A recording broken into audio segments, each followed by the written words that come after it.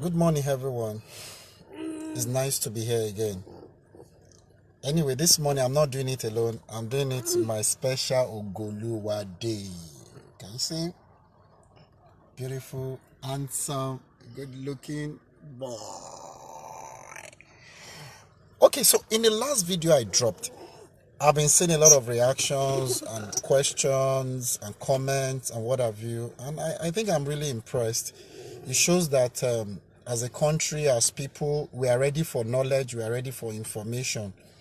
And for me, my passion is to see that we reduce the case of children living with special need or totally even eradicate them if possible anyway.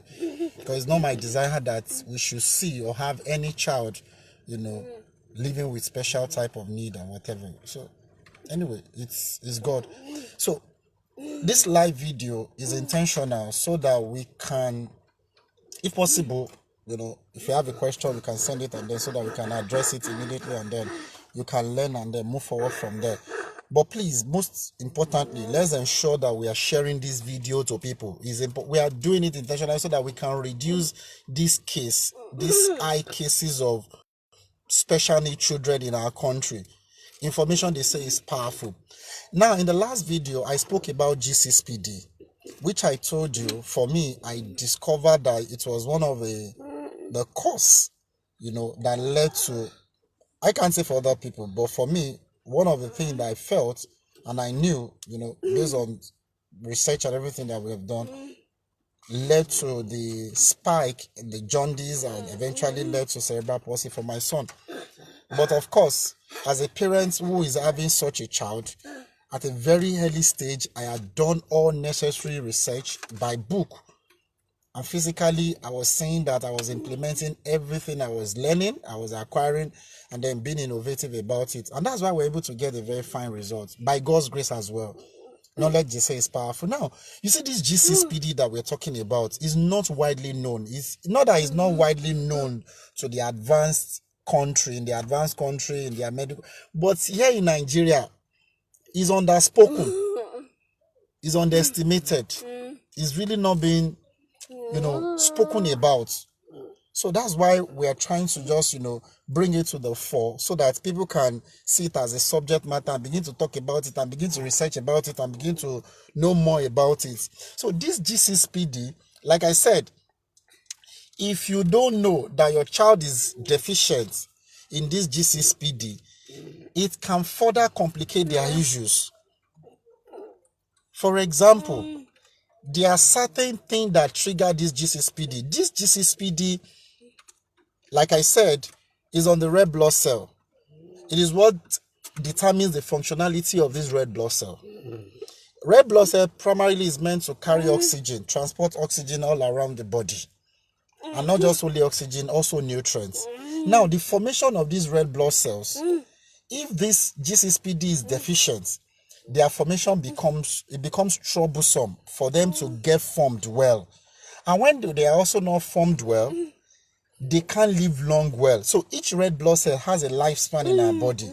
So imagine if somebody that is supposed to live for five days is living for maybe 2 hours. There's a problem because it's not reproducing itself very fast enough. So there will definitely be a problem.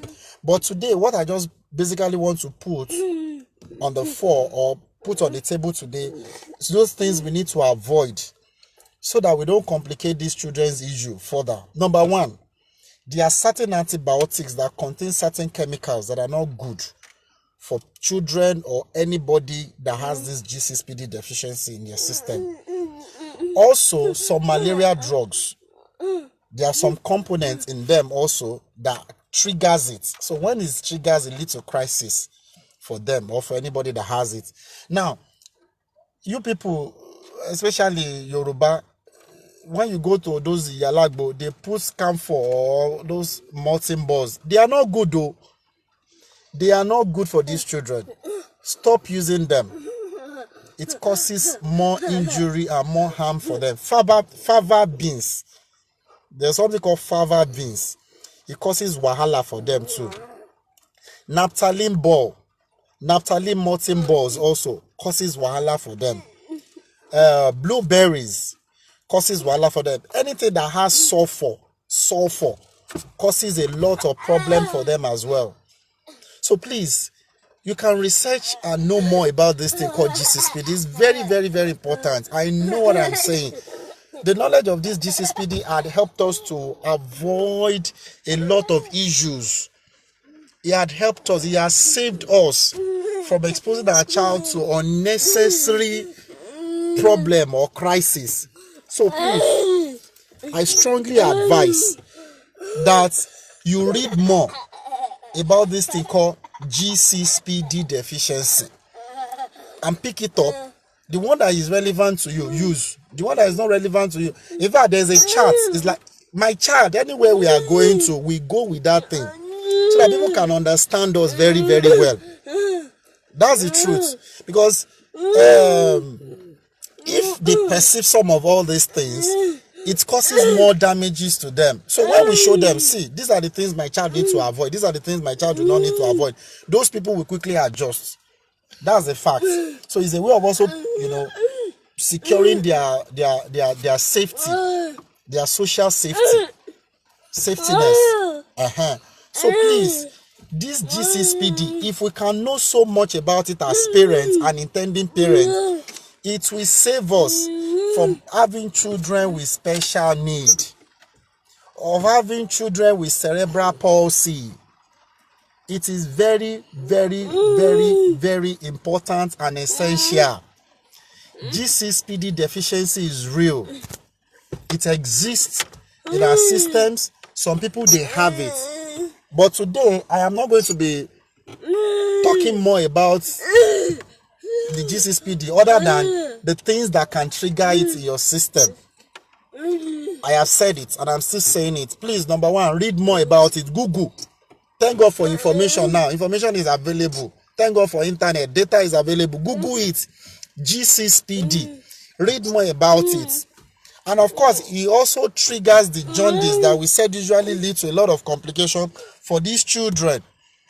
So, if you now know that if my child perceives XYZ, it will do the child harm, you will avoid it. For example, now, I have not been wearing roll-on or perfume or whatever because there are some components in those things that affect my child. There are certain things we don't do. There are certain food we as parents we don't even eat.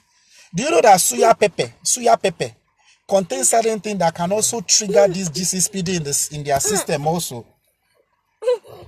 So please, parents, I want us to really take this very serious and share to intending parents as well, so that once they know that there's something called GCSPD deficiency and is a possibility of leading to having children with special need or having cerebral palsy or triggering jaundice in their system, they will be able to avoid it. So I'll be waiting for more comments. I'll be waiting for reactions so that we can know how to build this very well. Because if I'm not being asked certain thing, I can't say certain thing. That's the truth. But if I'm being asked, it will prompt a lot of things. So please, I am waiting for your comments. I am waiting for your reaction about this GCSPD thing. My desire would be that you know that our medical system in this country is porous. So you as parents, you have to, be on top of your game, know what is going on with your situation or your child or whatsoever before you even report it, or even after you have reported it and you are treating your child. You need to be, do you understand, one step ahead to know what's going on. So this GCSPD is one of the major factors that I have seen has been leading to we having a lot of children with special need. Meanwhile, a lot of parents don't even know about it. These tests are not even carried out on some children. So parents don't know. And so they administer all sorts of agbo, drugs and whatever medication on them, leading to more complication. So please, if you know that this video is very helpful to you, share to someone. And if it's not helpful to you to be helpful to someone else, please share. This is my son. I can see him. We are stuck here in the rain. So we are trying to enjoy ourselves by doing this live video. Yes, so he's going to school. Like I said, you have to be abnormal to raise a special child so that the child can be normal. All right, so I'll be waiting for your comments. I'll be waiting for your reaction. I'll be waiting for you to get back to us so that we can know what next to tell you about this GCSPD. Do have a wonderful day. Thank you so much.